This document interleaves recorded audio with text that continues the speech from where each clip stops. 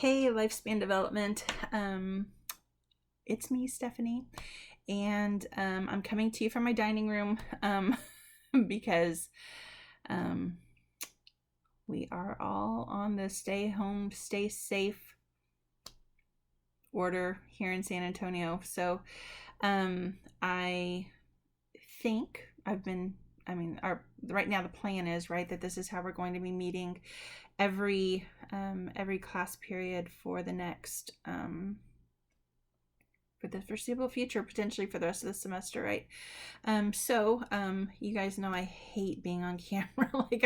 I literally talk about that in class, and so my worst nightmare has happened. I am having to be on camera. I'm hating this, but I'm doing it because as much as I hate this, I love you guys. I miss you. I hope everyone's doing okay. I haven't actually heard from very many of you in this class, so I want to say just a couple of things really quickly. I know my life has changed a lot.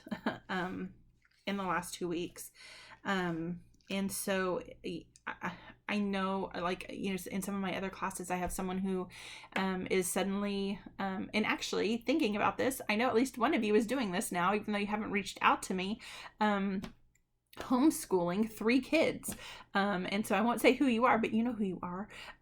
So I don't know how many tablets and computers you have at home. The person who reached out to me, she's literally having to share her computer with 3 kids, and so they're all having to take their turns with their school. Thank God they're little, so they don't have a whole lot, but she's got 2 classes and she's trying to keep up with those. One's research stat 1, so it's a lot. And so I know some of you are. I have a student who works for HEB who was telling me he's now working like 60 hours a week.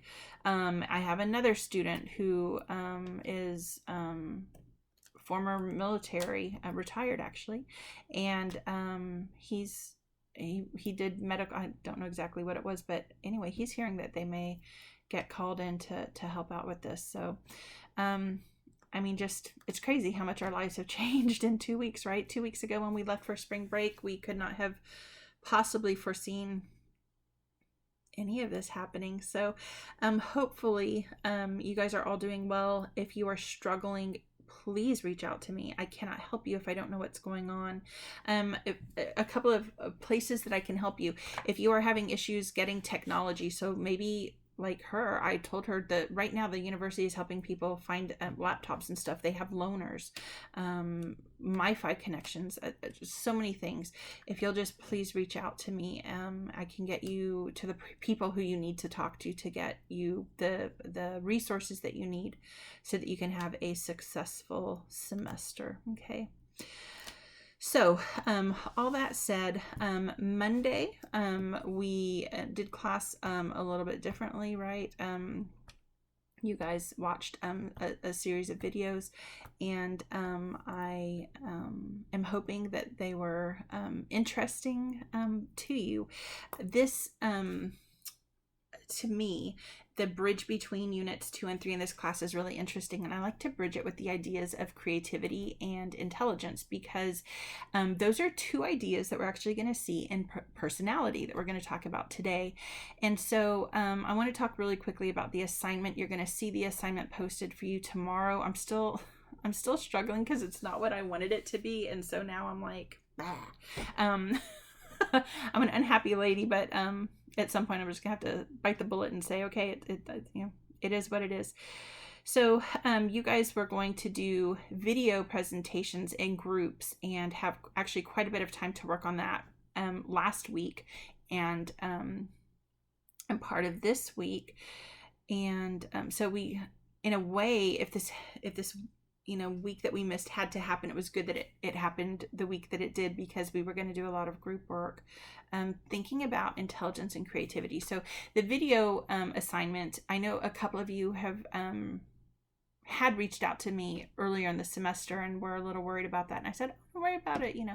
The university has a library and you can go check out the computers and tape it there, and you're going to be in a group. And so, because of the world we live in now, videotaping as a group is not going to be something that you can probably do. And so, sorry, my notes computer here is deciding that it doesn't want to cooperate. So I know our world has changed. You guys are not going to be able to meet as a group. So what you're going to see tomorrow is that assignment release for you. It's going to have just the things I want you to think about. Basically, that assignment is all about thinking of so based on what you understand about intelligence and creativity, how would you design a test of intelligence or a test of creativity? What are the steps you would take? Who would you hire? Why would you hire those people? How many different subsections might you have, and what are they? So it's kind of this, it's supposed to be a fun project, and it still can be a fun project, but I know some of you aren't going to be able to tape yourself, or you hate taping yourself as much as I hate taping myself. So there's an alternate assignment now, and that's what I've been working on, which is basically a paper of the same ideas, the same concepts. So it's a little different when it's a paper. And so you'll see that tomorrow when that releases for you. I think it's supposed to release at class time tomorrow for you. So that's that assignment. The other assignment we need to talk about is the service learning project. So of course, the service learning project, the goal of that project was to get you out there in the community, helping out and volunteering, and we cannot be in the community now. So the spirit of what that was is not going to be able to happen. So I have some alternate options for you, and you will see these formalized as well tomorrow. Actually, those are probably I expect to finish that tonight, and I'll get those to you tonight. The first component to the change is if you've already started your service learning project and you have more than 3 hours, use what you've learned in that 3 hours. Okay.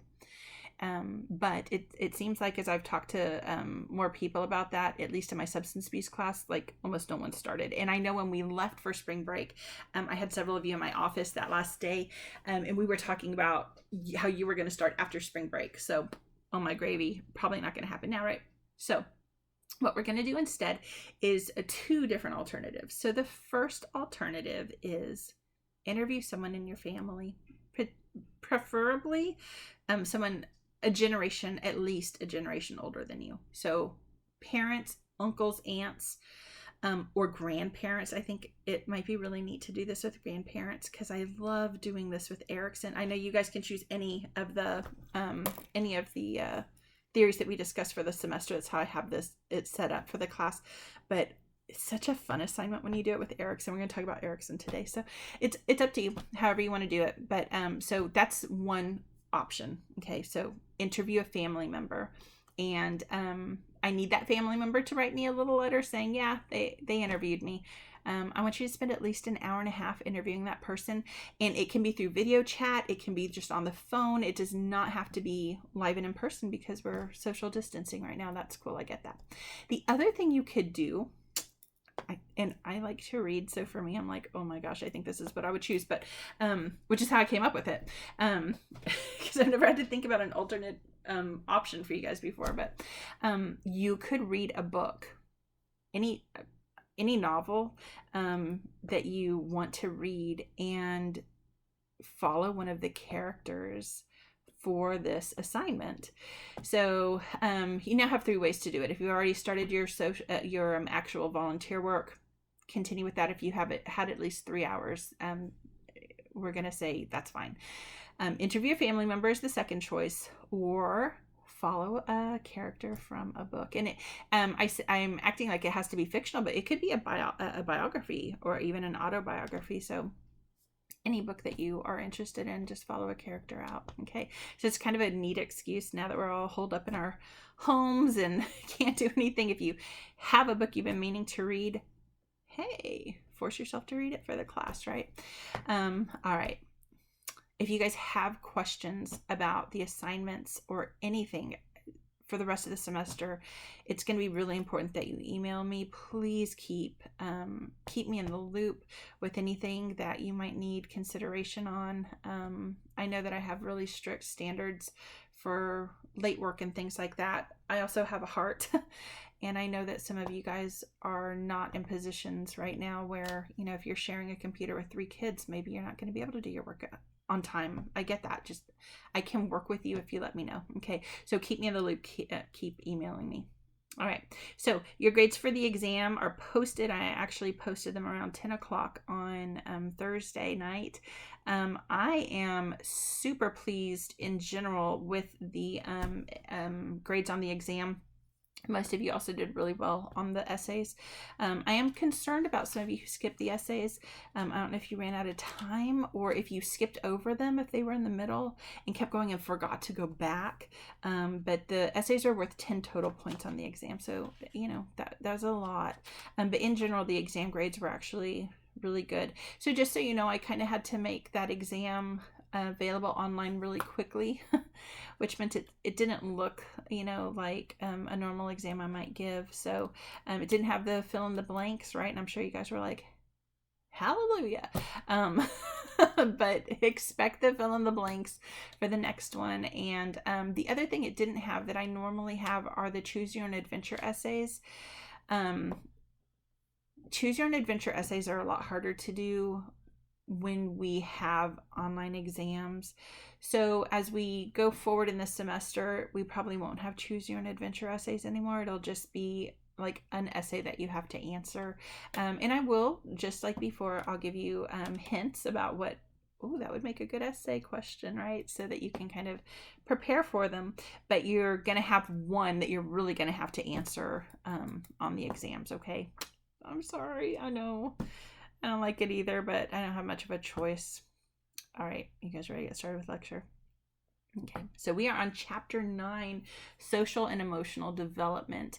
And I don't know why it doesn't say like social and personality development, because the last part of this chapter is personality. And of course, because my research interests are in personality, we're going to focus on that quite a bit.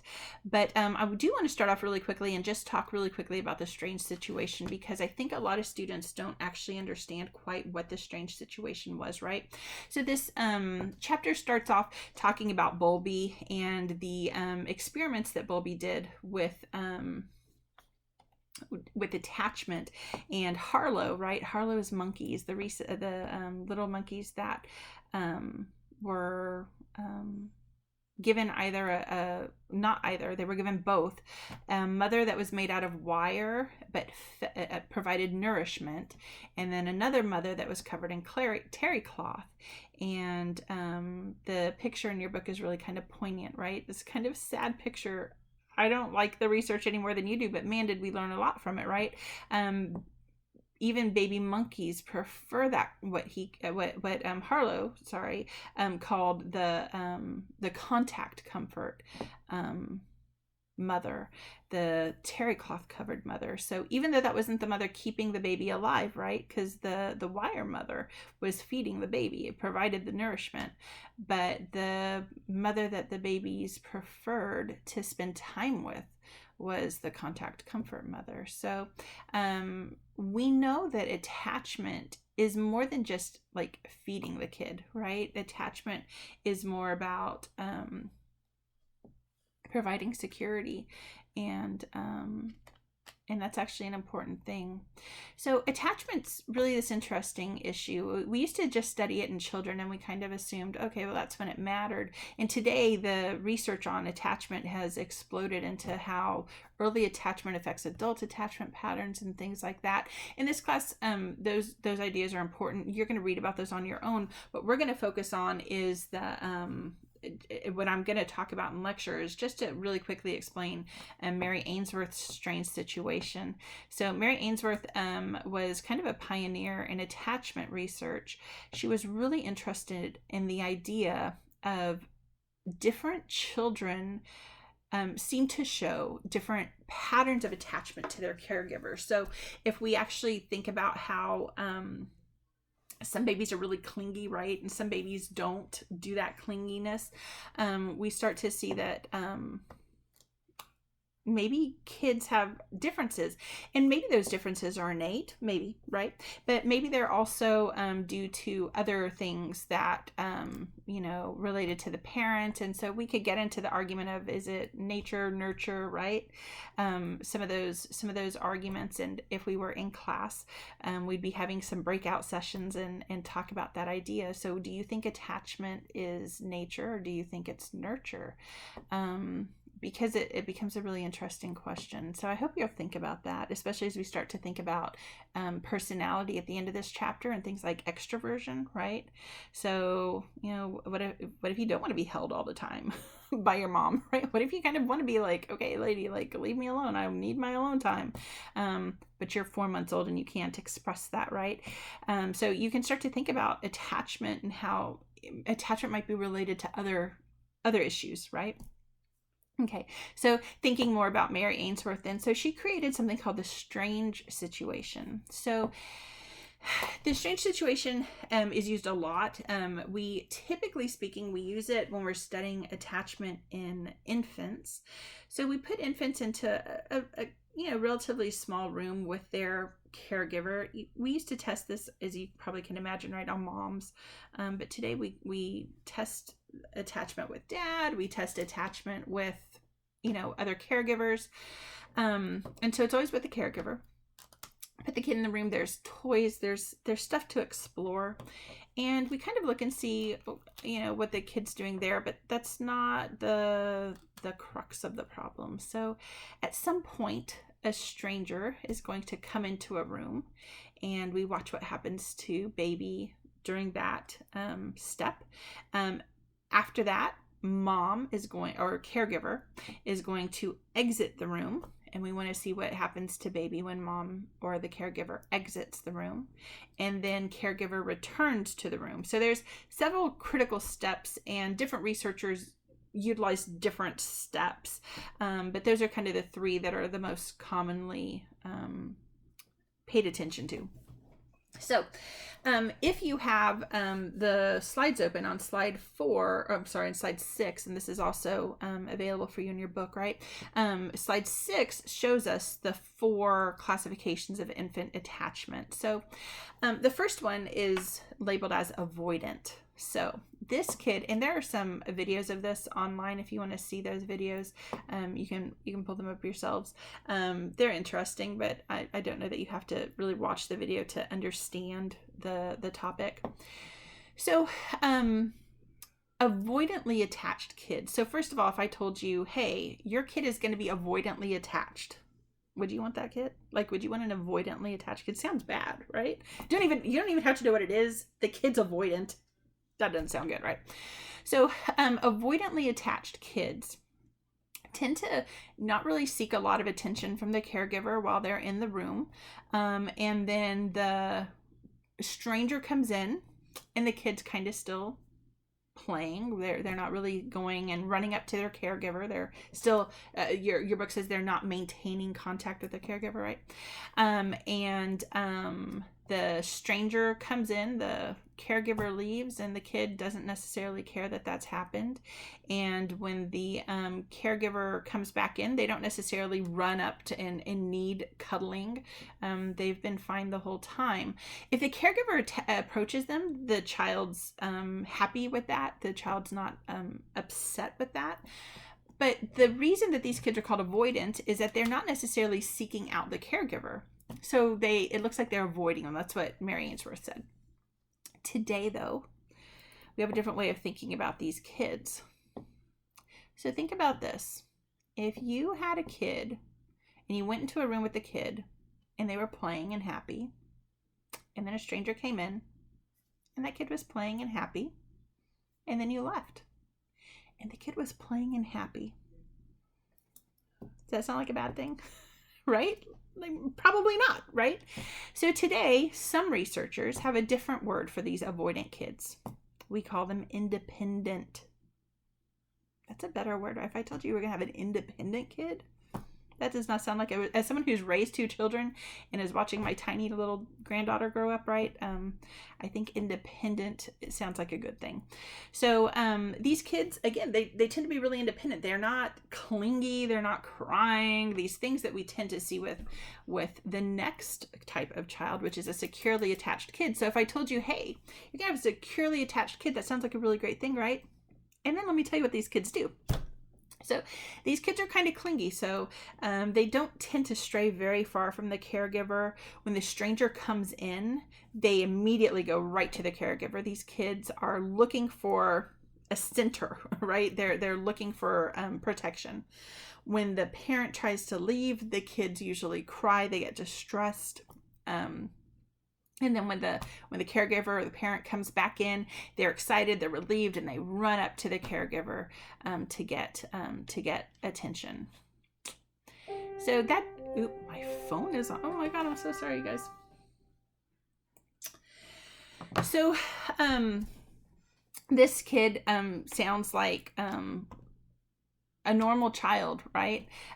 Years ago, I had a friend who was going back to work, and when she dropped, this is a true story, when she dropped her child off at the daycare that first day that she was going back, she called me crying. So I had just started working at A&M, so this is 8.5 years ago, and she's like, I'm not gonna say her daughter's name. She's like, she didn't cry when I dropped her off at daycare. And I'm like, you're crying? And she's like, yeah, I feel like she doesn't love me, right? And I was like, oh my God, like, be happy. Be happy your kid is like gonna be okay without you and not crying the whole day, right?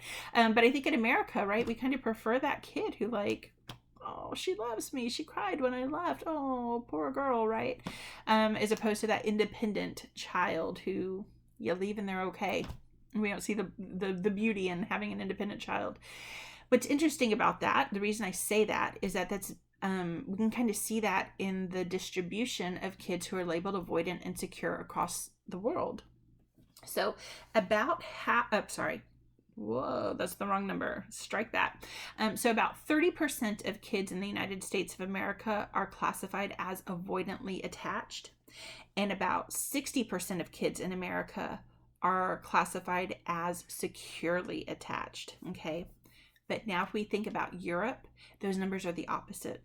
So in Europe, about 60% of their kids are avoidantly attached or independent, right? And about 30% of them are securely attached. So we can kind of see that it's almost like the preference is being built up. We're seeing, these kids crying, and frankly, that's what a lot of moms want to see, right? It makes you feel loved when that kid isn't as independent. And there's all kinds of discussions we could have. Again, if we had a real class right now, we'd have a discussion about how we think maybe this plays in with some personality traits, things like that. So all right. So that leaves us 10% of the kids, though, right? Whether we're talking about the United States or Europe, it leaves us with about 10% of the kids. So the other type of attachment that Mary Ainsworth talked about was ambivalently attached kids. So these kids are kind of sometimes all over the place. What's really interesting about ambivalent kids is that they actively resist contact with the caregiver. So they often throw just an absolute fit when the separation is happening. I mean, these kids are like grabbing onto them. No, don't leave, right? It's like a Oscar-winning act. And when the caregiver comes back, they may actually do things like physically try to strike the caregiver. They may run up to the caregiver, wait for the caregiver to kind of go in for the hug, and then remove themselves from the situation. Like, it's really interesting to watch these ambivalent kids. Ainsworth found in her original research, she said that was about 10% of the kids. So she really, in the original research, she had only those 3 classifications of attachment. More recently, we have a 4th, right? Your book talks about the disorganized and disoriented, where they're just kind of inconsistent. So we don't just test kids one time, we test them multiple times. And as you might think about, I mean, I don't know how many of y'all have ever worked with like infants, but they're not really predictable. They don't tend to be predictable, right? If I'm testing you close to lunchtime, you may be really clingy because guess what? You're hungry. If I'm testing you close to nap time, you may be really clingy because you're tired. And so there are some researchers who don't believe that there's this disorganized type. They think it's more a function of maybe poorly done research, poorly executed research. I don't know that that's necessarily the case. I think that there are some kids, especially, if we're testing them before they're 18 months old, that are just really struggling with how they feel. That's okay. That's part of the human experience, right? Okay, so that's this strange situation. So again, those avoidant kids, what's the word we use for them? Say it to your screen. It's like reading Rainbow. I can hear you. That's right, independent, right? So those avoidant kids, maybe we relabel them as independent. It doesn't seem like such a bad thing. All right. So really quickly, your book talks about a couple of other really important ideas here, and I want to make sure that you pay attention. Obviously, just like always, right? Read the whole chapter, but we are having to pick up a little bit of time since we lost that week. So this is where we're going to pick it up because I wasn't going to add a whole lot to the book here, except for these couple places. So expert infants. I love thinking about expert infants. So when we talked about the intelligence, one of the things you might remember is that there's some research that seems to suggest that there are some kids who just have faster processing speeds.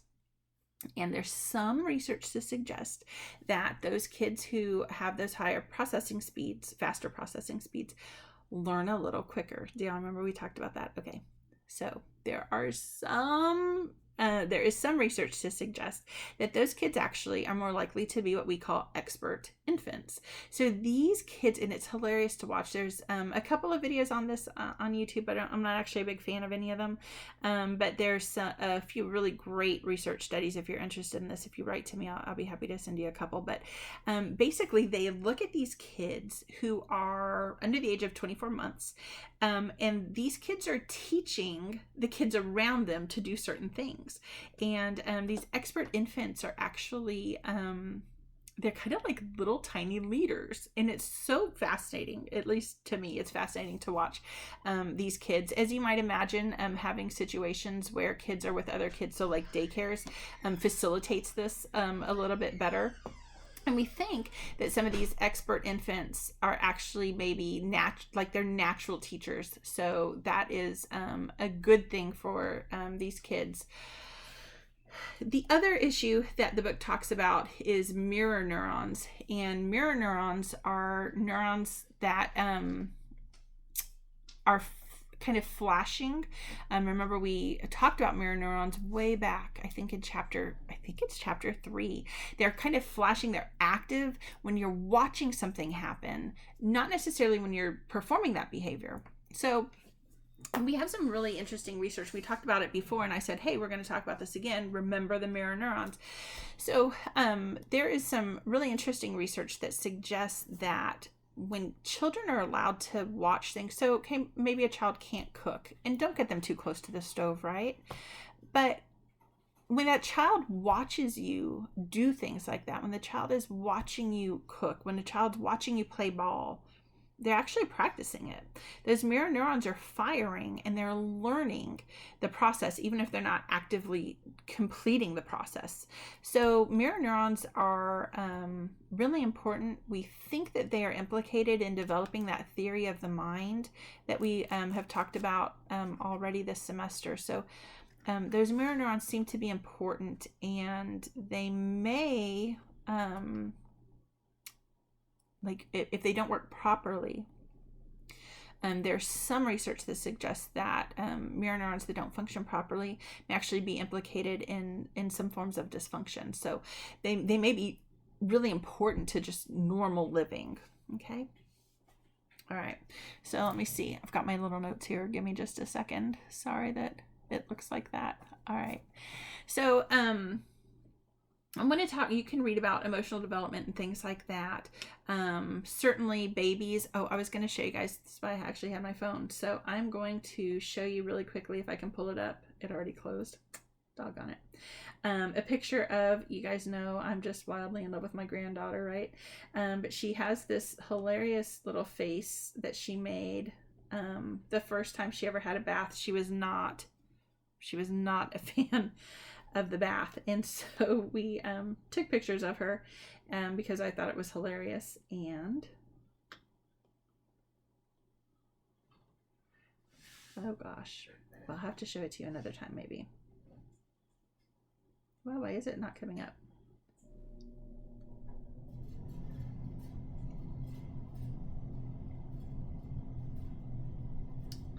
Well, I really don't know where it is. I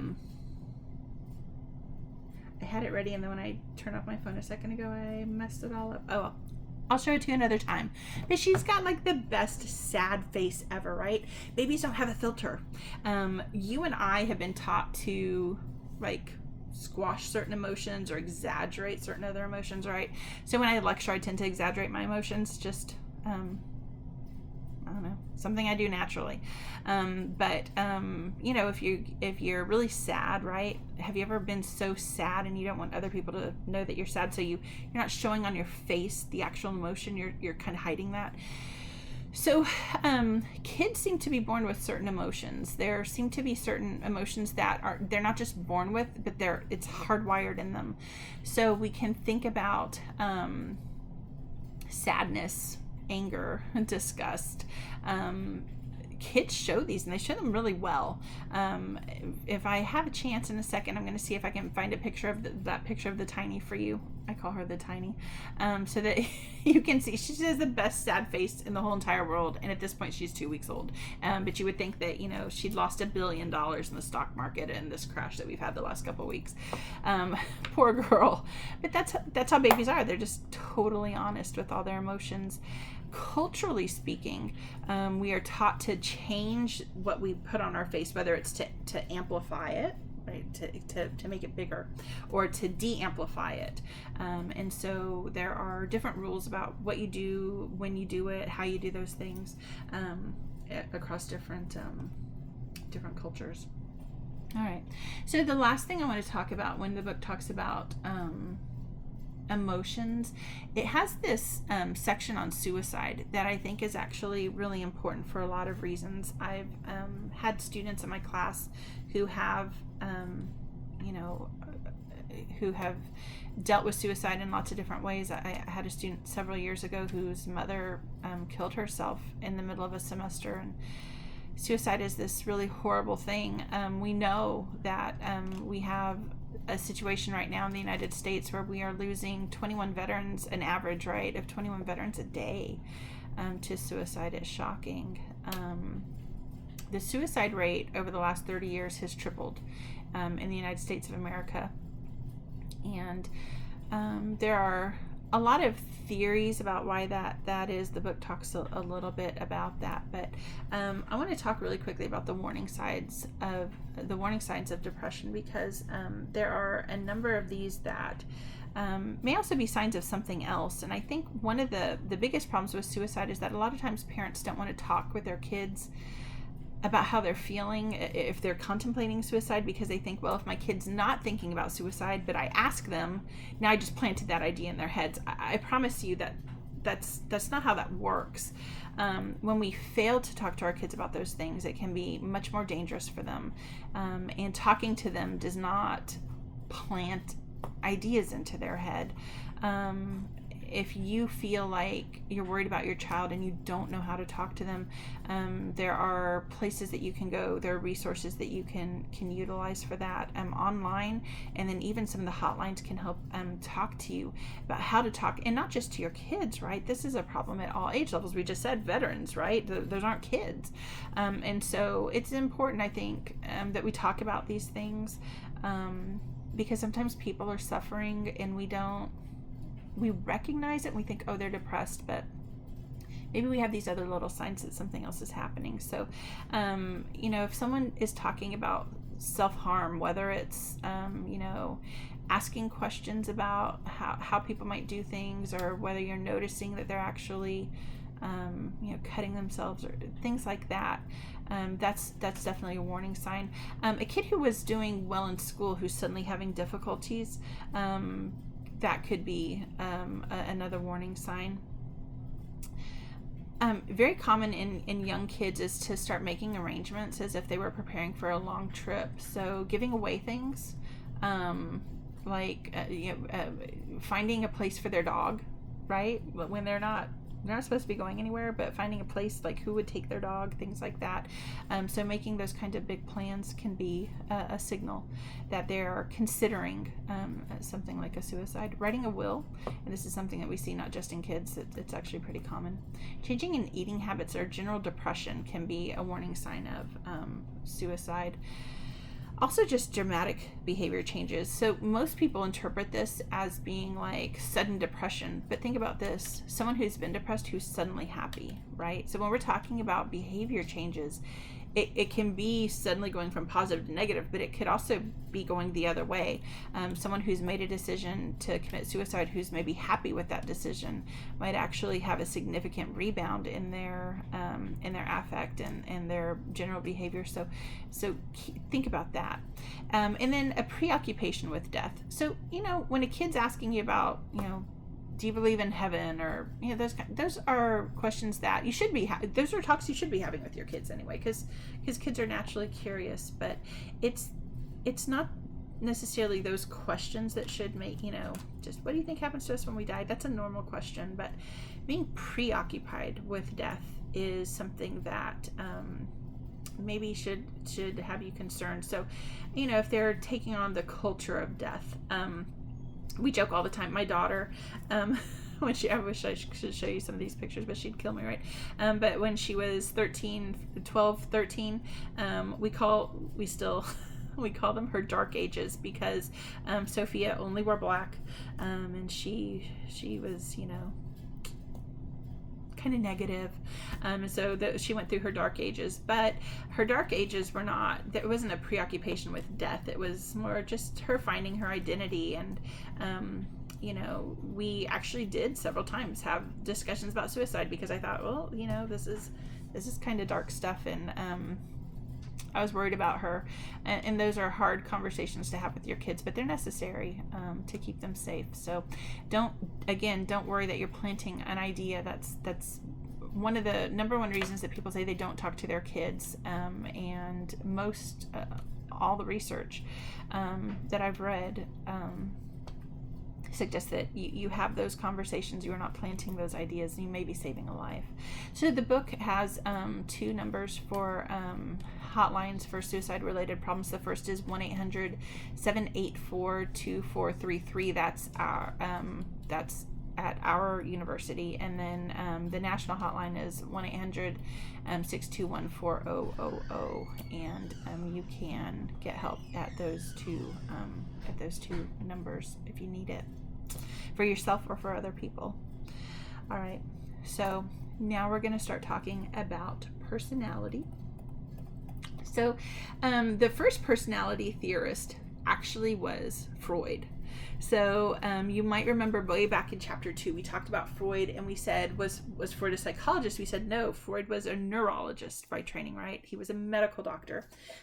But Freud's theory, if you'll remember, was a theory of personality development, right? He believed that there were 5 psychosexual stages that people went through to develop their personalities. And we said, right, that Freud probably missed the boat on that quite a bit. But like we said way back in chapter 2, right, theories that miss the boat, theories that just because a theory misses the boat doesn't mean it's a useless theory at all, because sometimes those are the theories that make us think, right? And so today we're going to think about Erikson's theory, and I'm going to do that first. I'm going to go just a little bit out of order from the book. So the book talks about temperaments, then Erikson, then the big 5. I'm going to talk about Erikson first, and then temperament and the big 5, because to me that makes a little more sense. So let's talk about temperaments. So your book gives some specific temperaments that we can measure in personality. So there's some argument about what temperaments are important and what they look like and how we should define them and how we should even what label we should use for them. And so a personality book has different temperaments than what this book is giving you a little bit. There's like a nuance there. So I'm going to talk about what I know, and it's a little different than what the book says. So one of the cool things about temperaments is that they seem to be incredibly stable. So you can test temperaments. There's 3 of them that you can test in children as young as 2 hours old. 2 hours, you guys. So you better believe I tested Sicaria for her temperaments, right? I really did. I'm that grandma. I was that parent to my kids, and they turned out just fine, right? So what the heck? Do it to the grandkid. So there's 3 temperaments that we test on kids. The first one is mentioned in your book, and that's activity level. So this is a kid who's just like really active, and we try to test it before the child is around 2 to 4 hours old, because most newborn babies actually fall asleep right then. But the reason we test temperament so early is that this kid has literally not had time to learn anything, right? They're brand new to the world. And so we look at how are they acting in the world, how they behave in the world. So activity level, how squirmy is this kid? Are they moving all over the place, or are they just kind of still? So awake but calm, right? So activity level is one. Another thing that we can test on babies as young as 2 hours old is sociability. Some kids really, from the time they're born, do not like to be passed around. And some kids really don't mind it, right? So I was fascinated by this with my granddaughter, Sicaria, because we had a lot of people in the room when she was born. And of course, everyone wanted to hold her. And then Sophie had some friends come. And that kid, she's like the most extroverted little tiny in the whole entire world. She loves being passed around. She doesn't care if she's with someone new. Every minute of every day, she loves to explore people. And that's, she's probably going to be a high extrovert, right? She's got that really high sociability. She just loves being around people and being around different people. And then the last thing that we can measure on babies, again, as young as 2 hours old, is emotionality. So your book so it has a related temperament, which is distractibility. So can you kind of distract a kid and change their mood in that way? But emotionality is more kind of beautiful than that. We test this with something called I've always called it a finger flick. So you take the baby's heel, pretend that this is the baby's heel, and you take your thumbnail. You don't do this hard, okay? You're not mean, but you just kind of you just flick it. And what happens to the baby when you do that? So I knew about this stuff when I had my kids. We finger flicked Tristan and he was fine. We finger flicked Sophia and she cried for the next 4 years. So every kid is different, right? Tristan is an emotional kid, but he's like a sensitive kid. He's not that reactive. He's sensitive. He has a beautiful heart, but he's not reactive. And Sophie has a beautiful heart and she's reactive.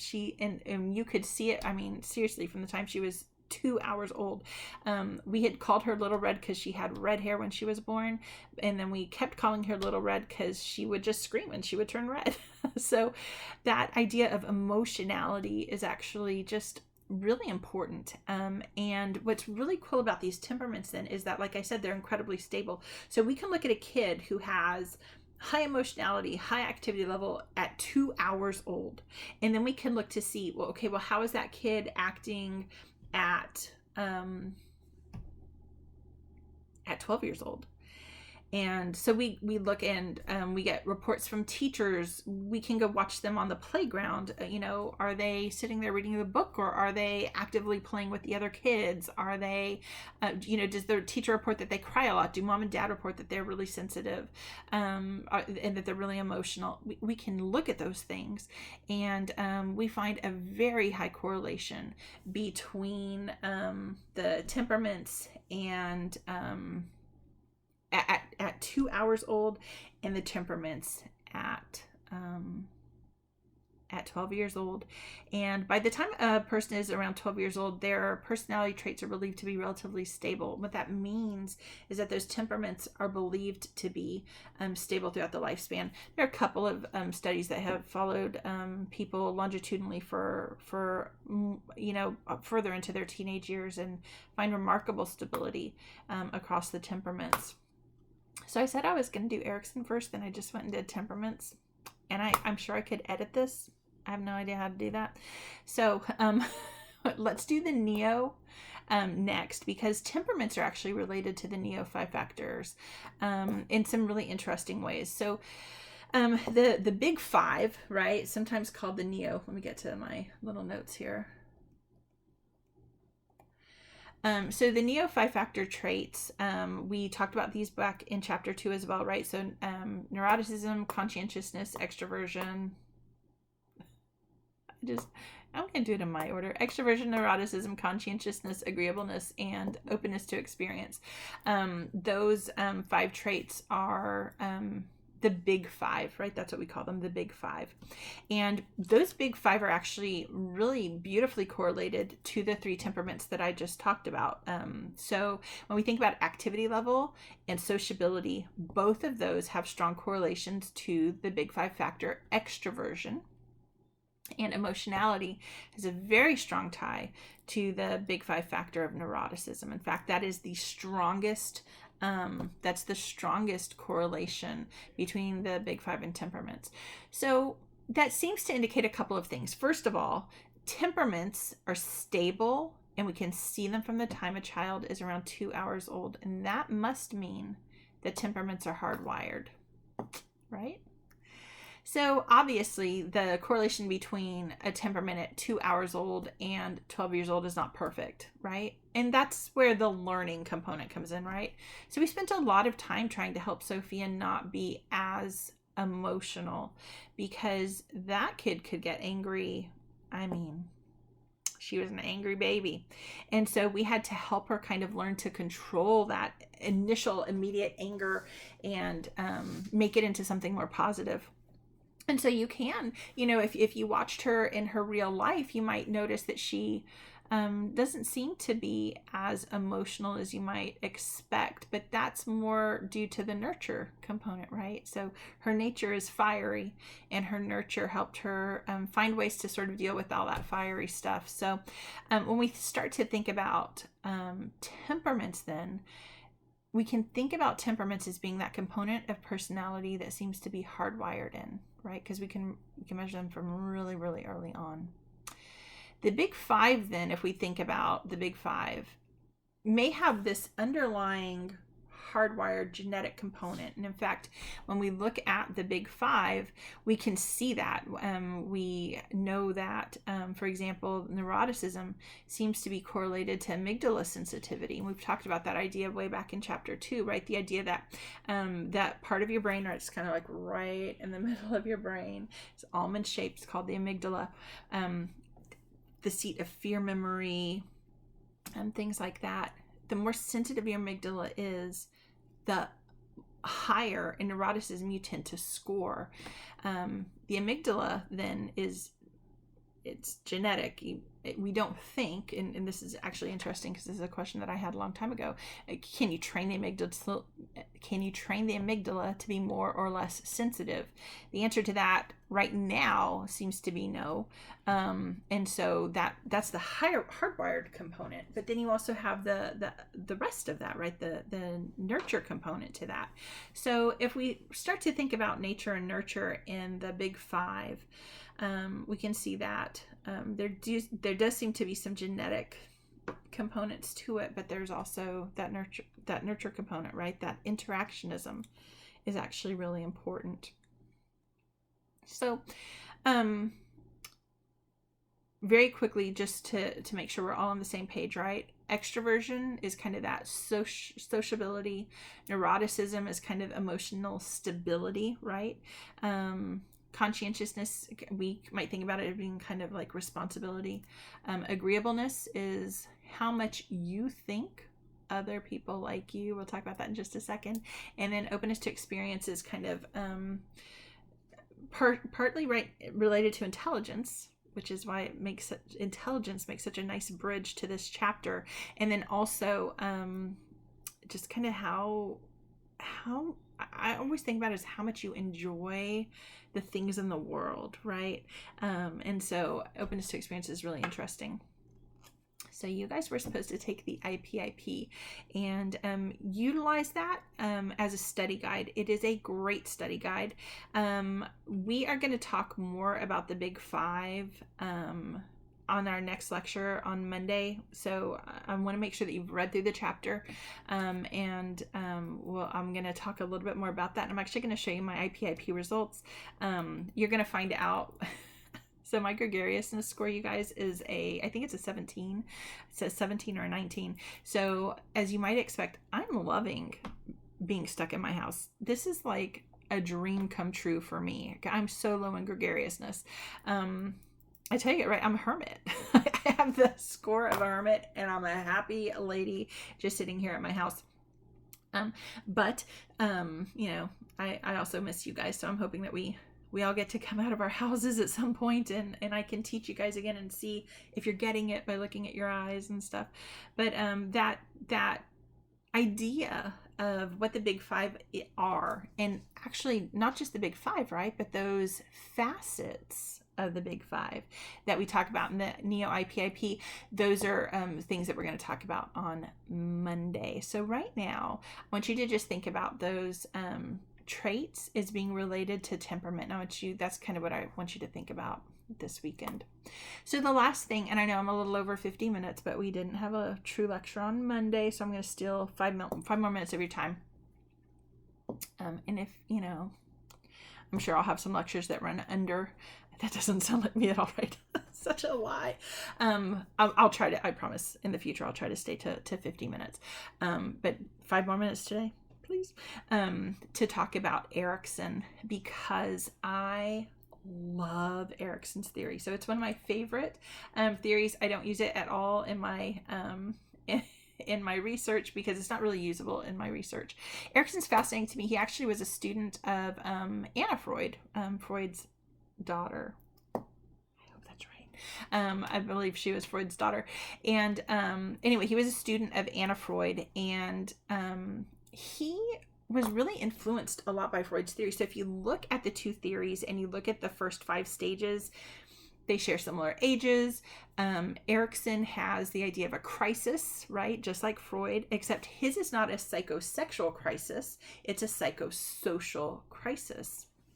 So you'll remember that back in chapter 2, we talked about how Freud is so focused on the human animal, right? He's focused on that animal component. And Erikson is really focused on the human component of the human animal. It's not that he doesn't think we're animals, but he recognizes that for you and me, we are social animals. It's actually a unique component of what makes us human, is that sociability, right? And so he focuses on that. He focuses on the relationships that we have, the way we sustain them, the things we learn about ourselves. And he creates a theory that in some ways, like I said, mirrors Freud's theory, right? There's crises, the age groupings of the first 5 are the same, but he has 8 stages. Because one of the other things that Erikson recognized, besides just the fact that we're not the human animal, we're not just driven by instinct, right? We're driven a lot by the people around us and the relationships around us. But he also recognized that we don't stop developing at the age of 18, right? Puberty, which is kind of what Freud suggested, right? He kind of says we're kind of stuck for the rest of our lives in that one stage. Erikson doesn't believe that that's the case at all. So Erikson has these additional stages that take us into adulthood. So you can read about Erikson's stages on your own. I want to just talk really quickly about, so you need to understand that the ultimate goal of each stage is a resolution in the crisis. And when you have the resolution, you get those positive outcomes. So if you look at the notes, right? So for example, trust versus mistrust, the positive outcomes, if you have an excellent resolution to that crisis, is that you're going to have feelings of trust. Okay, but if you have a negative resolution, you have fear and concern regarding others. And of course, that's taking you from birth to age about 18 months, right? Similar to Freud. Remember, similar ages to Freud. And so you think, well, how can that be? That you're learning to trust people at such a young age, but there's actually some evidence when we look at research that suggests that Erikson really seems to be onto something here. And I want to share an anecdotal story with you because years ago, I used to have students do a different paper than I have you guys do now about Erikson stages. And this student wrote about herself, and she knows that I use this because her story is really beautiful. Anyway, she wrote this beautiful paper about the mistrust she always had of people throughout her life, and she never knew where it came from. And she talks about how she always knew that she had been adopted by her grandmother, but she didn't know the whole story until she was in her 20s. But in her paper, she wrote that her grandmother was like this wonderful woman, just caring and doted over her and loved her and treated her like a daughter and was just the best mom, but wasn't her mom, was her grandmother. And when she was in her early 20s, she met the man who would become her husband. And she was like, this guy was just so good to me, and she didn't trust anyone. And so because he was so good to her, she really didn't trust him.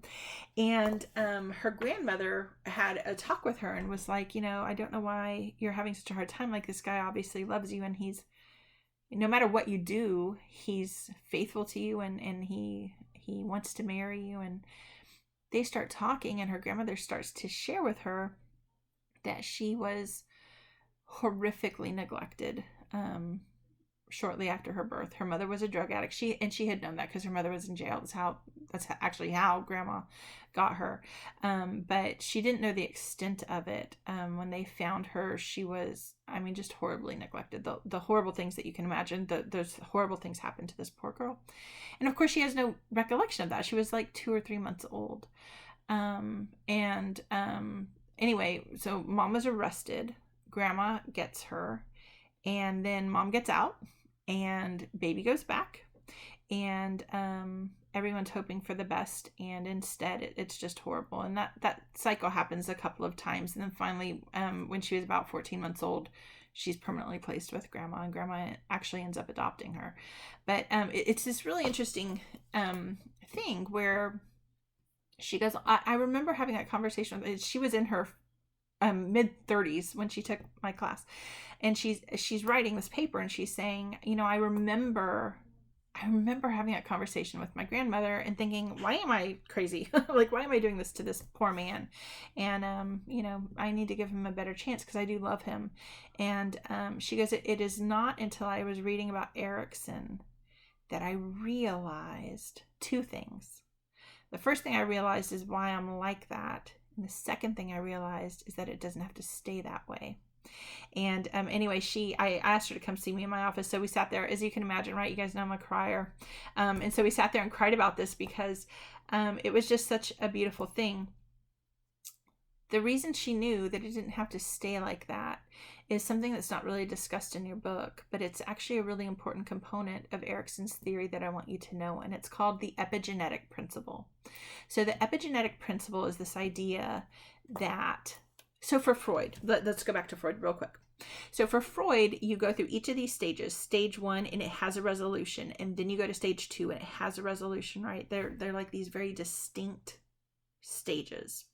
They don't overlap, and they're independent, and they always happen in the same order. But for Erikson, he saw things a little bit differently. He's with this epigenetic principle. He believes that all 8 of these stages are present at birth. So when you're born, all 8 of these have energy going into them, and you're working on all 8 of them. But at certain points in your life, there's kind of, if you want to, I always think about it like there's a spotlight on one of these principles, on one of these stages, and that's the one that you're kind of putting the most energy, the bulk of your energy is going into that stage. The epigenetic principle is the part of Erikson's stage theory that I love because it's the one that gives you hope. If you are horribly neglected when you're young, if this was a Freudian based theory, right? If it followed the same ideas as Freud in terms of the stages, then that's it. You would, whatever that negative outcome is, you would have that, and you'd have that for the rest of your life. You couldn't do any better than that. But Erikson says that you are constantly working on those stages. So you have a negative resolution to stage 1. It's going to make it harder to have a positive resolution in stage 2.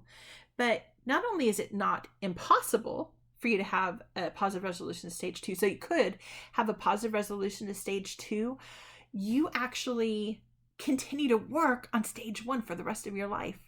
And so that student and I, like I said, we literally sat there in my office and we were crying because she had this realization. I know I'm going to get emotional. She had this realization that she could have a positive outcome. And so she had been married at that point. She had been married she got married at like 22. I want to say she said she had been married for like 24. I can't even talk because I'm trying not to cry. It's stupid tape. But she had been married for 14 years, and she loved her husband and she wanted to trust him and didn't know how. And so she really felt like just knowing that was an option helped her move through that. It's really kind of fascinating. She's like, I did it all in one weekend. Is that supposed to be able to happen? I was like, he doesn't give us a timeline, right? That's what's kind of cool about the theory. So the epigenetic principle is kind of that hopeful part. Now, obviously, if you can have a positive resolution in something that you had a negative resolution in before, the opposite could happen, right? So maybe you had a great upbringing and you've had, a lot of great experiences, and then something happens to you negative, and it's possible then that you go back to those, or you shift, I guess is the best way to talk about it. You shift into those kind of more negative outcome issues because you've had such a bad experience. And I know this is going to sound crazy. Those of you who watch Friends, I always think, isn't that Ross? Right? So Ross marries a woman who turns out to be a lesbian, right? And so he's constantly worried in all of his relationships that they're going to end, where he had never had that before, that relationship, right? Epigenetic principle.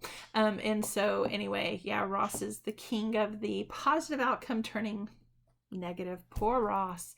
Anyway, so I want you to know the Erikson stages. They make a great essay question, right? They make a great essay question. So discuss 3 of Erikson's stages and tell me what the I can't think of the word. That's horrible. Tell me what the crisis is, and tell me what the positive and negative resolutions are, right? Tell me the ages. I could ask you all kinds of stuff about Erikson. I want you to notice really quickly also, and now I know I've gone way over my 5 minutes. I super apologize.